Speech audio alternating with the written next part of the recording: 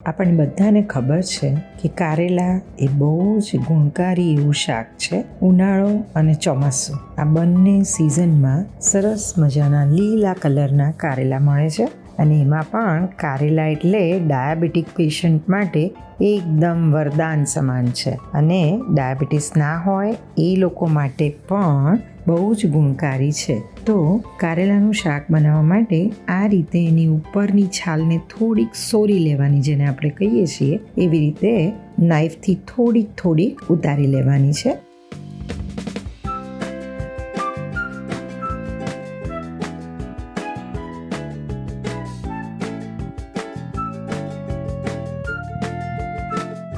ત્યાર પછી આ રીતે જાડી એવી સ્લાઇસ કરીશું.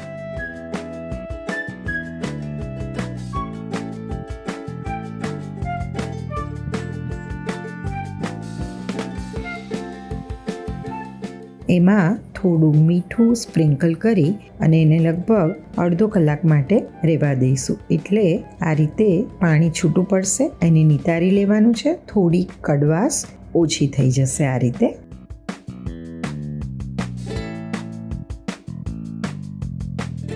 હવે કડાઈમાં તેલ લેવાનું છે.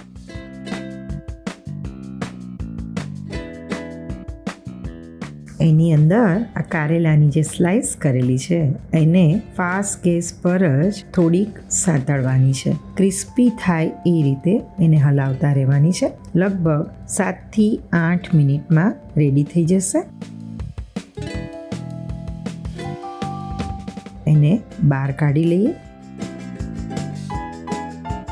બીજું થોડું તેલ ગરમ કરી એની અંદર વઘાર કરવાનો છે. વઘાર માટે આપણે 5 ફોરમ મસાલો લઈશું. આપણને ખબર જ છે 5 ફોરમ એટલે શું, તો રાઈ, જીરું, વરિયાળી, મેથી અને કલોંજી. આ 5 ફોરમ મસાલો 2 થી 3 ચમચી લઈ એનો વઘાર કરીશું. થોડી હિંગ અને હળદર ઉમેરીશું.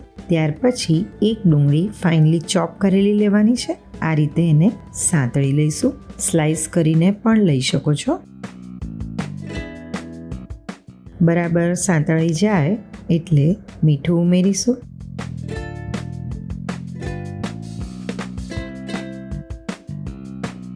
કશ્મીરી લાલ મરચું અને ધાણા જીરું ઉમેરીશું. 2 થી 3 ચમચી જેટલું. સરસ કોરું જ સાંતળાઈ જાય એ રીતે કરવાનું છે.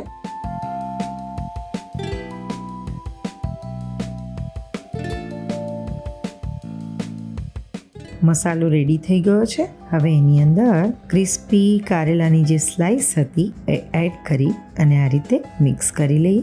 એકદમ કોરું એવું ક્રિસ્પી કારેલા અને ડુંગળીનું શાક રેડી છે.